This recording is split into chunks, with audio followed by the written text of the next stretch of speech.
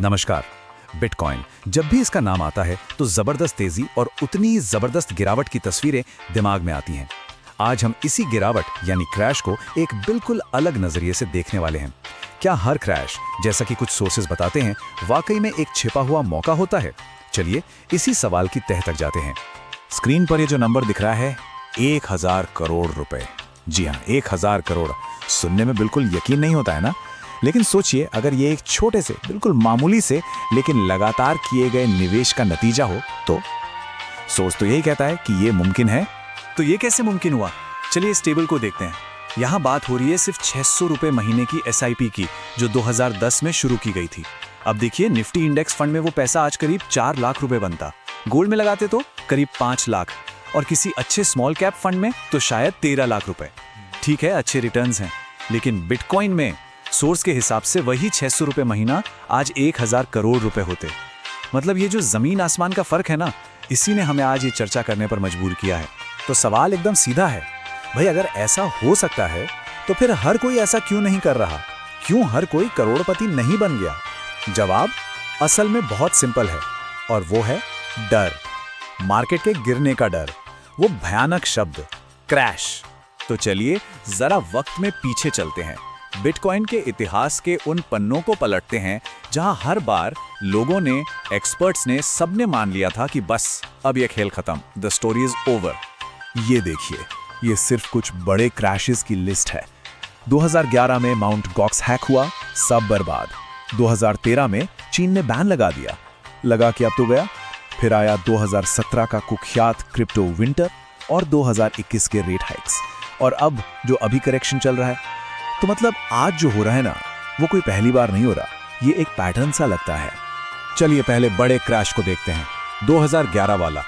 Bitcoin $32 पर था, और फिर एक हैक हुआ और कीमत गिरकर सिर्फ 1 सेंट रह गई। जीरो, ऑलमोस्ट जीरो, 99% की गिरावट। सोचकर देखिए, किसी का सारा पैसा एक झटके में स्वाहा। लेकिन उसके बाद जो हुआ वो और भी हैरान करने वाला था। वहां से उठकर ये $1000 के भी पार चला गया। और उस वक्त माहौल कैसा था? सब यही कह रहे थे, अरे ये तो एक डिजिटल मजाक है, एक स्कैम है, खत्म हो गया ये सब। मीडिया, एक्सपर्ट्स, सब ने मिलकर इसका ऑबिचुरी लिख दिया था। फिर कहानी दोहराई गई 2017-18 में। इसे क्रिप्टो विंटर कहते हैं। बिटकॉइन $20,000 के अपने ऑल टाइम हाई पर था, और वहां से गिरकर सीधा $3,200 पर आ गया। 80% की गिरावट।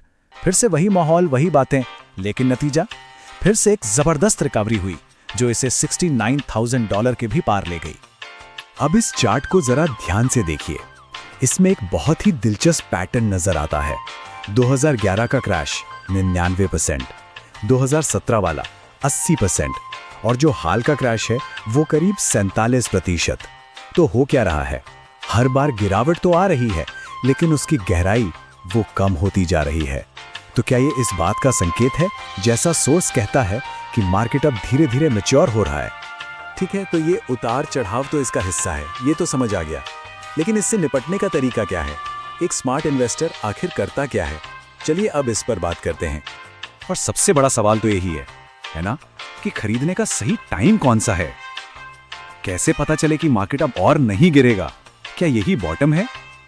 ये सवाल हर किसी के मन में आता है, और इसका जवाब शायद उतना एक्साइटिंग नहीं है, लेकिन बेहद असरदार है। वो है सिस्टमैटिक इन्वेस्टमेंट प्लान, यानी SIP।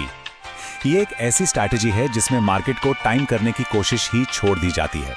बस एक तय समय पर एक तय रकम लगाते जाते हैं, चाहे कीमत कुछ भी हो, ऊपर हो या नीचे। इसको समझने के लिए ना एक बड़ा मजेदार आम का उदाहरण है। मान लीजिए आपने तय किया कि हर महीने 1000 रुपए के आम खरीदने हैं। अब गर्मियों में जब आम सस्ते हैं तो 1000 रुपए में ढेरों आम मिल जाएंगे, लेकिन सर्दियों में जब आम महंगे हो जाते हैं तो उतने ही पैसों में बस कुछ ही आम आएंगे। लेकिन साल के आखिर में जब आप हिसाब लगाएंगे तो पाएंगे कि आपको हर आम की जो औसत कीमत पड़ी वो सबसे महंगी कीमत से काफी कम थी। बस यही है रुपी कॉस्ट एवरेजिंग। SIP बिल्कुल ऐसे ही काम करती है, और इसी सोच को फेमस लेखक रॉबर्ट कियोसाकी ने एक लाइन में समेट दिया है। वो कहते हैं, जब मार्केट क्रैश होता है तो मेरे लिए वो डिस्काउंट सेल की तरह है, मैं और खरीदता हूँ। ये बस नजरिए का खेल है, डर को मौके में बदलना। तो इसी अवसर वाली सोच के साथ अब इस चर्चा के सबसे जरूरी हिस्से पर आते हैं। सोर्स के मुताबिक अभी जो मार्केट में चल रहा है वो एक बड़ा मौका क्यों हो सकता है, इसके पीछे कुछ खास वजहें बताई गई हैं। तो सोर्स के हिसाब से 4 मेन फैक्टर्स हैं। पहला, प्राइस डिस्काउंट। सीधी सी बात है, कीमत अपने ऑल टाइम हाई से काफी नीचे है, मतलब सेल लगी हुई है। दूसरा, हाविंग इफेक्ट। ये एक टेक्निकल चीज है जो हर 4 साल में होती है और इससे नए बिटकॉइन बनने की स्पीड आधी हो जाती है। और हिस्ट्री ये बताती है कि हाविंग के 12 से 18 महीने बाद मार्केट में एक बड़ी रैली आती है। तीसरा है इसकी बढ़ती हुई कमी। दुनिया में सिर्फ 2 करोड़ 10 लाख बिटकॉइन ही बन सकते हैं बस। और चौथा, ग्लोबल हेज। मतलब दुनिया भर में जब अनिश्चितता और महंगाई बढ़ती है तो लोग इसे डिजिटल गोल्ड की तरह देख रहे हैं। लेकिन इससे पहले कि कोई भी किसी नतीजे पर पहुंचे, कुछ बातें साफ साफ और बहुत गंभीरता से समझ लेना जरूरी है। सबसे पहली बात, बिटकॉइन एक बेहद वॉलेटाइल यानी अस्थिर एसेट है। दूसरी, पास्ट परफॉर्मेंस भविष्य की गारंटी बिल्कुल नहीं होती। तीसरी और सबसे जरूरी बात, कभी भी अपने इमरजेंसी के पैसे या उधार लेकर इसमें निवेश ना करें। सिर्फ उतना ही पैसा लगाएं जिसे अगर खो भी दें तो आपकी जिंदगी पर कोई असर पड़े। और आखिर में, ये सारी जानकारी सिर्फ एजुकेशनल पर्पस के लिए है, ये कोई फाइनेंशियल एडवाइस नहीं है। कोई भी फैसला लेने से पहले अपनी रिसर्च जरूर करें। तो आखिर में एक सवाल बचता है जिस पर हम सबको सोचना चाहिए। जब चारों तरफ डर का माहौल हो तो क्या वहीं पर मौका छिपा होता है? ये एक ऐसा सवाल है जो हर इन्वेस्टर को अपने रिस्क और रिवॉर्ड के नजरिए के बारे में सोचने पर मजबूर करता है।